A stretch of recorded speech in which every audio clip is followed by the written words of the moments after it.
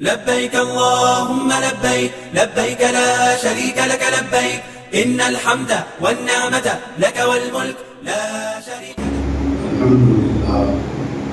الحمد لله نحمده ونستعينه ونستغفره ونؤمن به ونتوكل عليه ونعوذ بالله من شرور أنفسنا ومن سيئات أعمالنا. من يهده الله فلا مضل له ومن يضلل فلا هادي له. ونشهد أن لا إله إلا الله وحده لا شريك له. ونشهد أن سيدنا ونبينا ومولانا محمدا عبده ورسوله.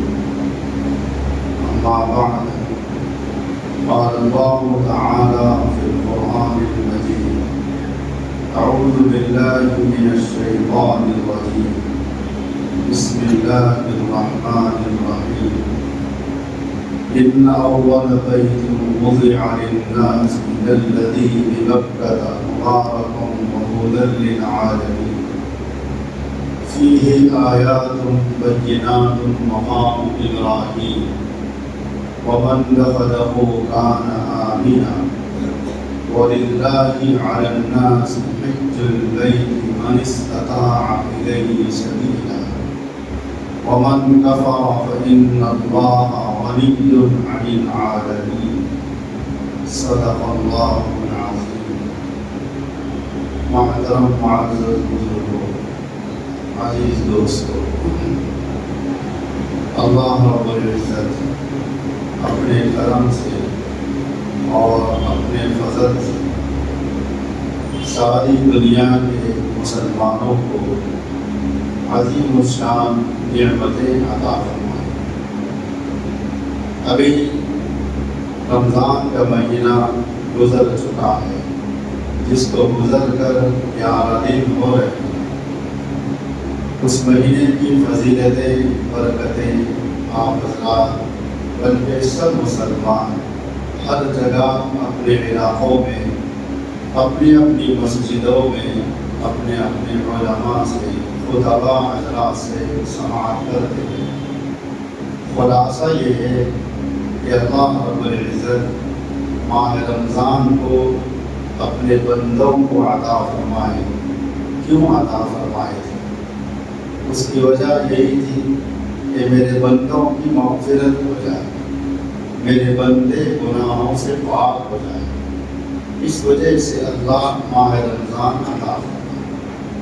11 مہینوں میں کسی اور مہینے کی اتنی فضیلت بیان نہیں کی جاتی جتنی رمضان کے مہینے کی فضیلتیں بیان کی جاتی۔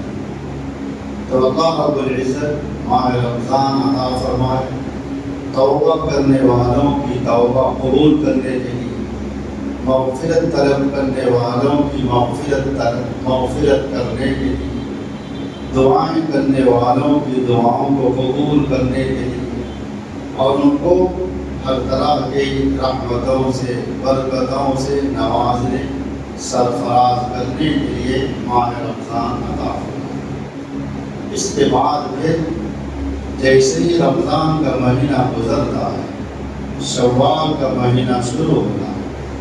یہ مہینے بھی بڑے عظیم ہیں۔ شوال کا مہینہ، ذی قعدہ کا مہینہ، ذی الحجہ کا مہینہ۔ یہ شوال اور ذی قعدہ کا مہینہ یہ حج کی تیاریوں کا مہینہ، اور ذی الحجہ کا مہینہ یہ حج کا مہینہ ہے، جس میں خاص طور پر خاص عبادت کی جائے، اور مخصوص دنوں میں، مخصوص تاریخوں میں، مخصوص اوقات میں، مخصوص جگہوں پر ادا کی جائے۔ اور پھر اس عظیم عبادت کو اللہ نے اپنے مومن مسلمان بندوں پر صرف زندگی میں ایک مرتبہ ادا کرنے کو فرض قرار دیا۔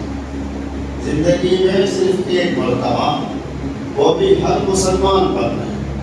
ہر مسلمان کو اس فرض پر ایمان رکھنا ضروری ہے کہ حج فرض ہے، حج اللہ کا حق ہے، حق اسلام کا بنیادی رکن ہے، اس بات پر ایمان ہر مسلمان رکھے گا، لیکن یہ عظیم الشان عبادت کون ادا کرے گا؟ جس کو اللہ مقدر رکھے، جس کو اللہ وہاں بلائے، جس کو اللہ ظاہری طور پر مالدار بنا دے۔ وہ مالدار شخص کے اوپر زندگی میں ایک مرتبہ حج فرض ہے۔ اب یہ حج جو فرض ہے کیسے ادا کرے گا؟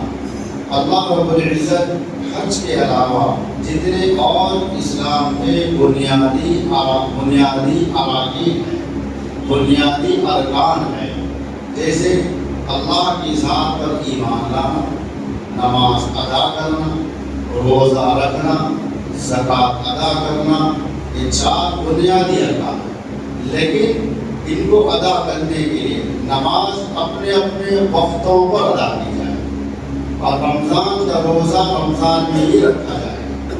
زکوٰۃ آپ جب چاہے دے سکتے ہیں، جب بھی آپ کے اوپر زکوٰۃ کا ادا کرنا فرض ہو گیا آپ زکوٰۃ ادا کریں۔ اس کے لیے کوئی وقت کی تعین نہیں ہے، تعین صرف اتنی ہے آپ آج مالدار بنے تو آئندہ سال تک آپ کے اس مال پر 1 سال گزر جائے، اب زکوٰۃ آپ ادا کریں یہ۔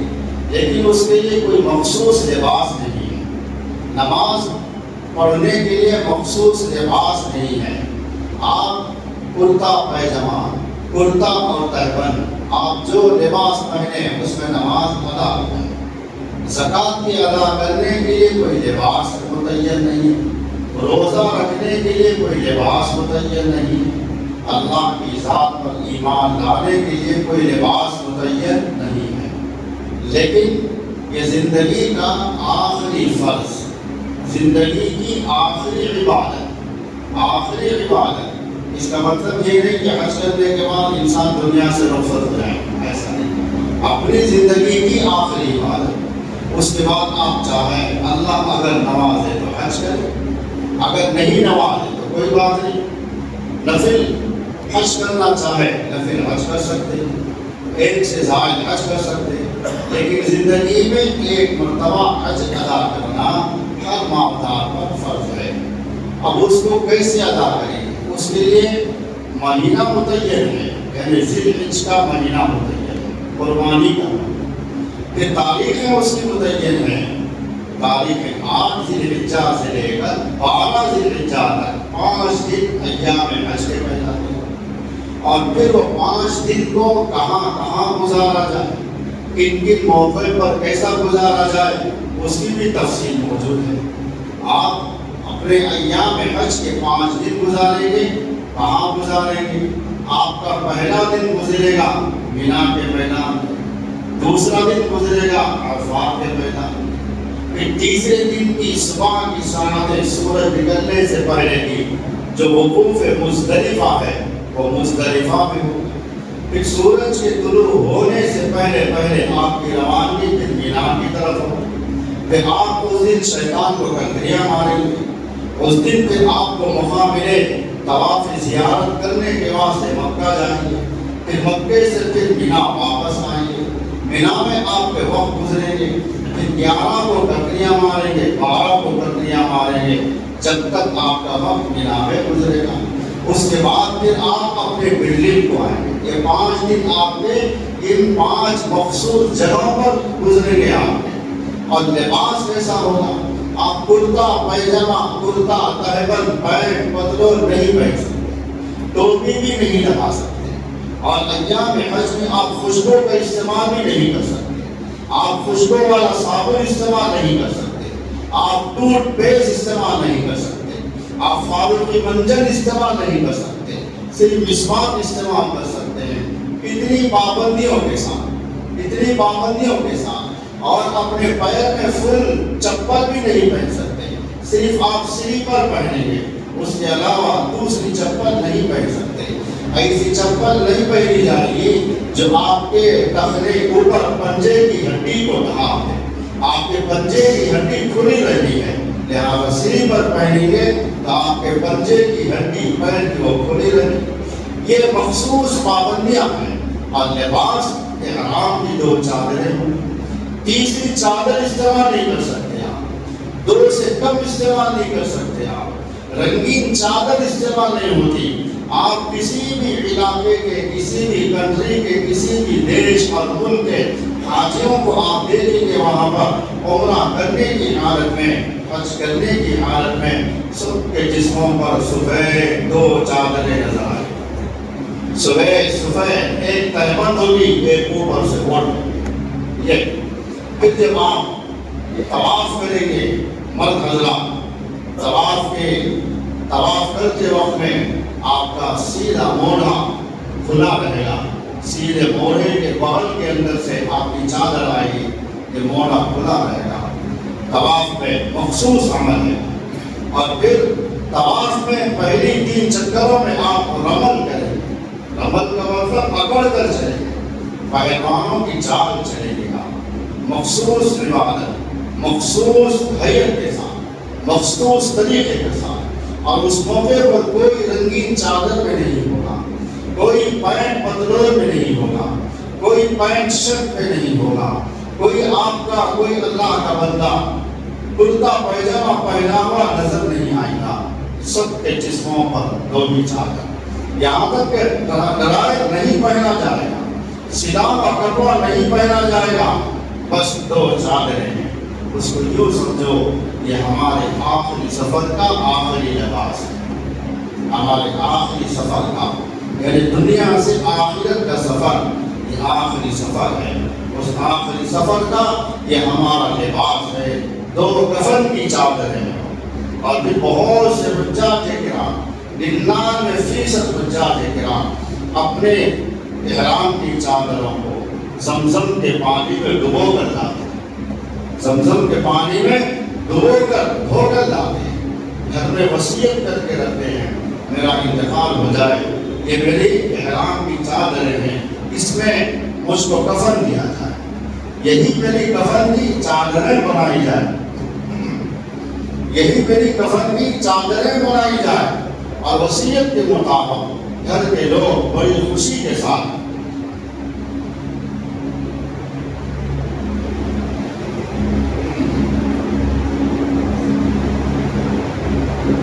گھر کے افراد بڑی خوشی کے ساتھ وہ کفن کو، احرام کی چادروں کو جو زمزم کے پانی میں ڈبو کر لائے، اس کو بڑی حفاظت سے رکھتے ہیں، بڑے احترام سے رکھتے ہیں۔ اولاد کا انتقال ہو گیا، باپ کیوں کہتا ہے میری چادر ہے، میرے بیٹے کو اس کے کفن دے دیا جائے۔ یہ محبت کی انتہا ہے، محبت کی انتہا ہے۔ اپنے لیے لایا تھا باپ اپنے لیے لایا تھا، باپ کے سامنے لفظ جگر دنیا سے رخصت ہو رہا ہے، باپ آنکھ سے آنسو بہاتے ہوئے یوں کہتا ہے میرا کفن ہے، میری احرام کی چادریں ہیں، جس کو میں نے زمزم کے پانی میں ڈبو کر میرے لیے لایا تھا، لیکن مقدر ہے جس کے اللہ انہی کو عطا کرتے ہیں، میرے مقدر میں نہیں ہے، لہذا میرے بیٹے کے مقدر ہے، میرے بیٹے کو کفن دیا جائے۔ کبھی یہ ہوتا ہے اولاد حج کرنے کے واسطے گئی، جوان اولاد اپنے احرام کی چادروں کو زمزم کے پانی میں ڈبو کر لاتی ہے، اور گھر میں بیوی اور ماں باپ کو وصیت کرتی ہے یہ میرا احرام ہے، اور جس وقت میرا انتقال ہو اس وقت میرے احرام کی چادریں زمزم کے پانی سے لبریز ہے، لہذا اس میں میرا کفن دیا جائے۔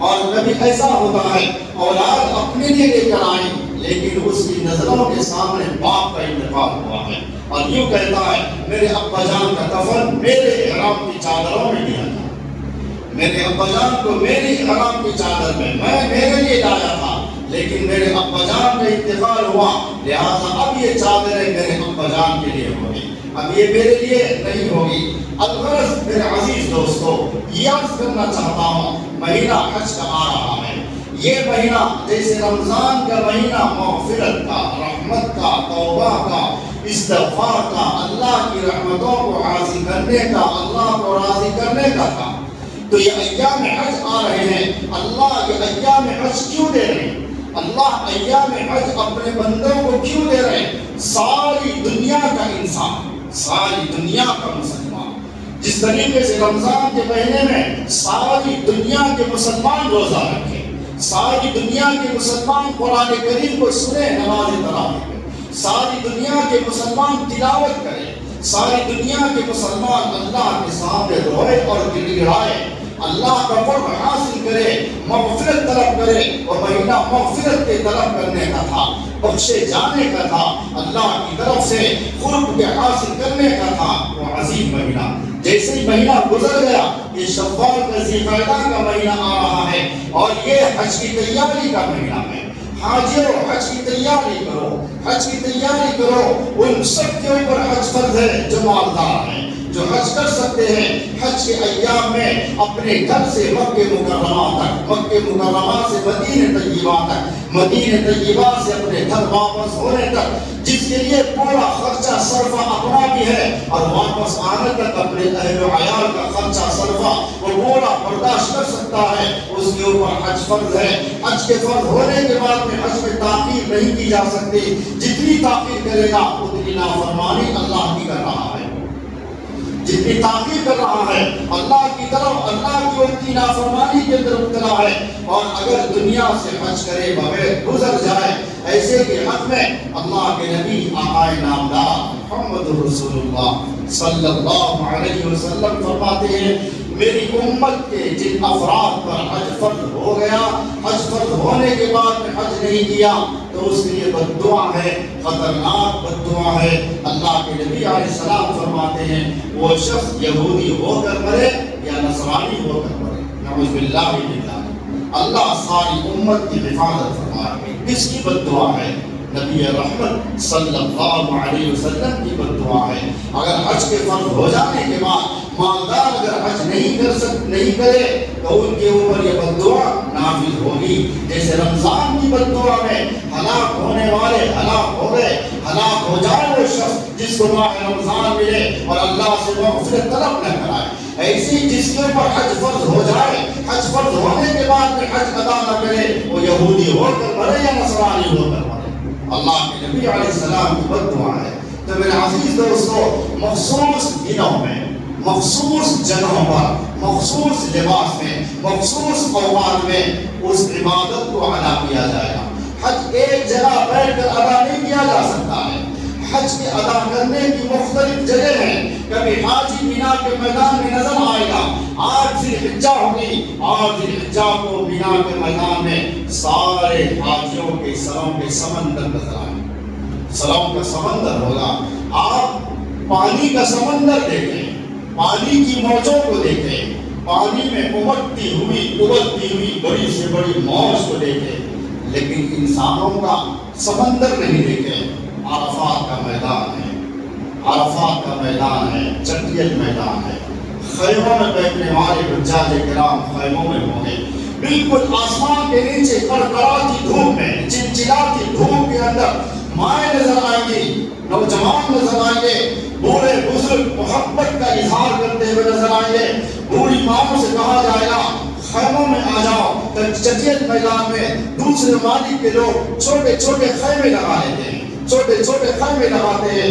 کوئی بڑی عمر والی بزرگ ماں نظر آتی ہے، اس کو اندر کھینچتے ہیں، ماں اندر آ جا، دھوپ بڑی سخت ہے، پسینہ بہ رہا ہے۔ وہ ماں کیوں کہتی ہے؟ حالانکہ کمزور جسم ہے، عمر زیادہ ہے، ضعیف عمر ہے، اس کے باوجود کیوں کہتی ہے نہیں میں میدان عرفات میں ہوں۔ میرے نبی چھت کے بغیر تھے، میرے نبی چھت کے بغیر تھے، جہاں پر میرے نبی نے 5 گھنٹے عرفات کے میدان میں چھتری پکڑے بغیر، سائبان کیے بغیر اور چھت ڈالے بغیر، دھوپ میں، چلچلاتی دھوپ میں، اس زمانے کی دھوپ، اللہ کے نبی علیہ السلام کے زمانے کی دھوپ، اس میں میرے آقا عرفات کے میدان میں وقوف فرمائے، 5 گھنٹے لگاتار دعا کرتے رہے۔ لہذا میں میرے اللہ کی محبت میں، میرے نبی کی محبت میں سورج کی گرمی کو اپنے اوپر برداشت کروں، میں خیمے میں نہیں آؤں۔ محبت کا اظہار، اتنی والہانہ محبت کس کو بتا رہی ہے؟ وہ اللہ کو بتا رہی ہے، دنیا والوں کو نہیں بتا رہی ہے۔ ایک بزرگ جن کی عمر 80 سال ہے، کہا گیا چچا اندر آ جاؤ، خیمے میں آ جاؤ، روتے ہوئے کہنے لگے، وہ بڑھاپے کے آنسو ہیں، بوڑھی آنکھ سے آنسو بہ رہے ہیں، آنکھ کمزور ہے، بڑھاپے کی آنکھ ہے، لیکن عقیدت محبت اللہ کی ذات سے، اللہ کے نبی علیہ السلام کی ذات سے اتنی ہے جس کا اندازہ دنیا والے نہیں لگا سکتے۔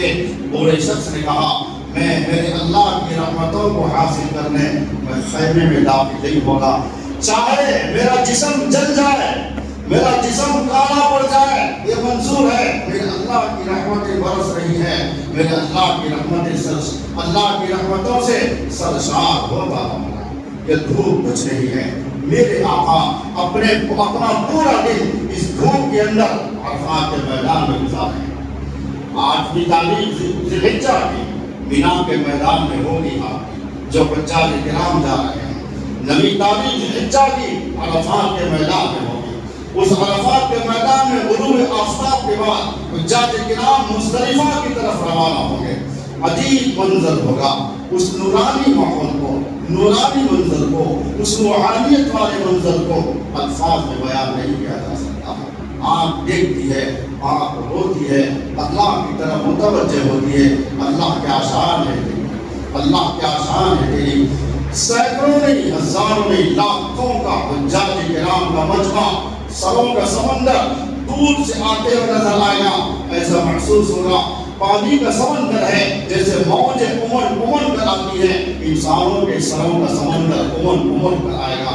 جب امام نماز پڑھائیں گے مسجد نمرہ میں، اس وقت سارے عالم اسلام کے حجاج کرام، پوری دنیا کے حجاج کرام عرفات کے میدان میں ہوں گے، سب کے سر سجدے میں ہوں گے، اللہ کی قسم، سب کے سر، لاکھوں کا 40 لاکھ 50 لاکھ، یہ آفیشلی اطلاع ہوتی ہے، ورنہ حقیقت یہ ہے 1 کروڑ 80 لاکھ سے 1 کروڑ تک کا مجمع عرفات کے میدان میں ہوا کرتا ہے، عرفات کے میدان میں ہوا کرتا ہے۔ آپ اندازہ لگائیں، ہماری مسجد ہیں اور مسجدیں ہیں، عیدگاہیں ہیں، اس موقع پر سب کے سجدے پر نظر آتے ہیں، کیسا عجیب منظر ہوتا ہے۔ سجدے میں دیکھ کر کیسی ہمارے دل کی دنیا بدلنے لگتی ہے۔ وہ عرفات کا میدان ہے، کوئی حاجی مسبوق نہیں ہوگا، کوئی حاجی مسبوق نہیں ہوگا، اس لیے کہ وقت سے 4-5 گھنٹے پہلے نہیں رات میں لا لیا جائے گا۔ آج ذی الحجہ کی رات میں نبی شب میں میدان عرفات میں ہوں گے، جب میدان عرفات میں پہنچیں گے تہجد کا وقت ہوگا، حجاج کرام تہجد پڑھیں گے، پھر صبح ہوگی تو 9 عرفات کا دن شروع ہوگا، نبی ذی الحجہ کا دن شروع ہوگا اس عرفات کے میدان میں۔ پھر زوال کے بعد سے لے کر غروب آفتاب تک یہ وقوف عرفات کا وقت ہے، زوال آفتاب کے بعد، سورج کے شمس استوا کے بعد۔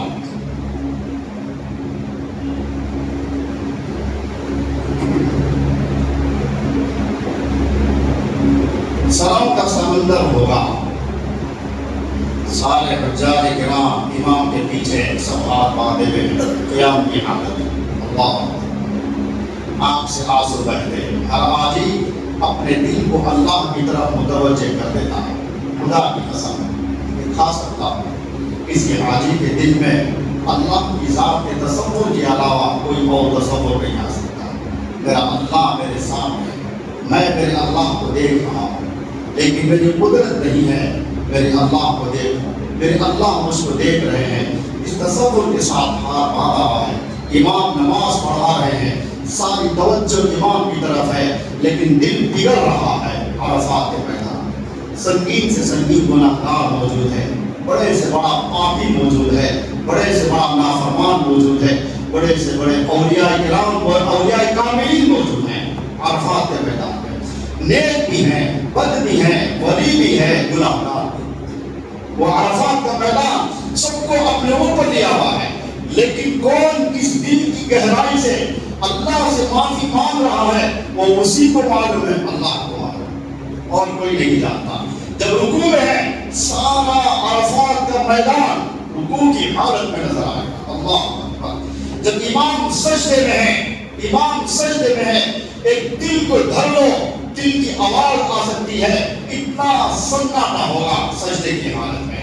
اوپر بلندی سے ہیلی کاپٹر حجاج کرام کی نگرانی کرتے ہوئے نظر آئیں گے، چاروں طرف دائیں بائیں آگے پیچھے سفید کلر کے وائٹ کلر کے ہیلی کاپٹر فضاؤں میں حجاج کرام کی نگرانی کرتے ہوئے نظر آئیں گے. آرمی نگرانی کرتے رہیں گے, حکومت اپنا کام کرے گی. حجاج کرام سجدے کی حالت میں ہے. امام صاحب کہیں گے اللہ اکبر, سب کے سر ایک ساتھ اٹھیں گے. عجیب ماجرا ہوگا. عزیز دوستو, پہنچو اللہ کے در پر. جن کے اوپر حج فرض ہے پہنچو اللہ کے در پر. رو اللہ سے, دل میں رو, اللہ بلا, اللہ بلا لیجیے اپنے در پر, اپنے در کا دیدار کرا لیجیے, روضہ نبی پر بلا لیجیے, روضہ نبی پر حاضری کا شرف اور موقع عطا فرما لیجیے.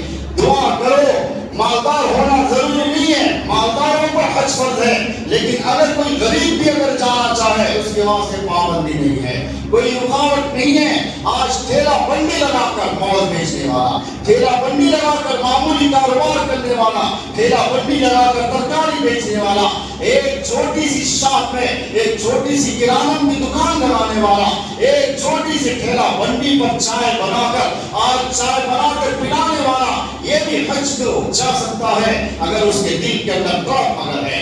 حج کو عبادت کا سفر بناؤ, اس سفر کو سیر و تفریح والا سفر مت بناؤ. وہ سیر و تفریح والا سفر نہیں ہے, عمرے کا سفر ہو یا حج کا سفر ہو. آج بہت سارے لوگ آج عمرے کو جاتے ہیں, آج حج کو جاتے ہیں, انتظار میں ہوتے ہیں جیسے ہی عمرہ پورا ہو جائے یہاں سے نکل جاؤ, مکے سے نکل جاؤ اور سیر و تفریح کرتے رہو. یہ بدنصیب لوگ ہیں, بدبخت لوگ ہیں, محروم القسمت لوگ ہیں.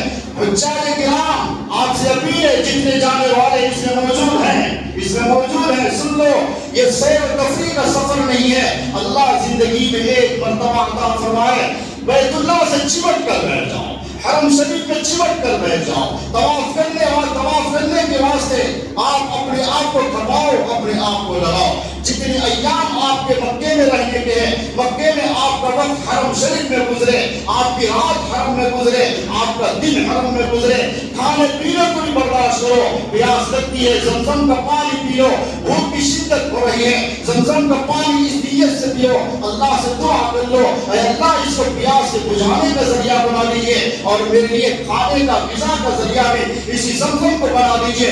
خدا کی قسم اللہ کے گھر میں اس محراب میں اس منبر سے آپ سے کہہ رہا ہوں, آپ کا زمزم کا پانی آپ کے لیے کھانا بنے گا, کھانے کی قوت بنے گا, پیاس بجھانے کا ذریعہ بنے گا. رحمتوں والا پانی ہے, برکتوں والا پانی ہے. اگر آپ کو صرف چھوٹا یا بڑا استنجا بڑی سختی کے ساتھ آ رہا ہے تو آپ باہر جاؤ, ورنہ اکابر نے یوں کہا ہے, بڑے اللہ والوں نے یوں کہا ہے, مسجد حرام میں داخل ہو کر سب سے پہلے زمزم کا پانی پیو, اس نیت سے پیو, اے اللہ میں پورا دن پوری رات حرم میں گزارنا چاہتا ہوں, مجھے چھوٹے استنجا کی بڑے استنجا کی کوئی تقاضا مجھ کو نہ ہو, اے اللہ میری مدد فرما دیجیے.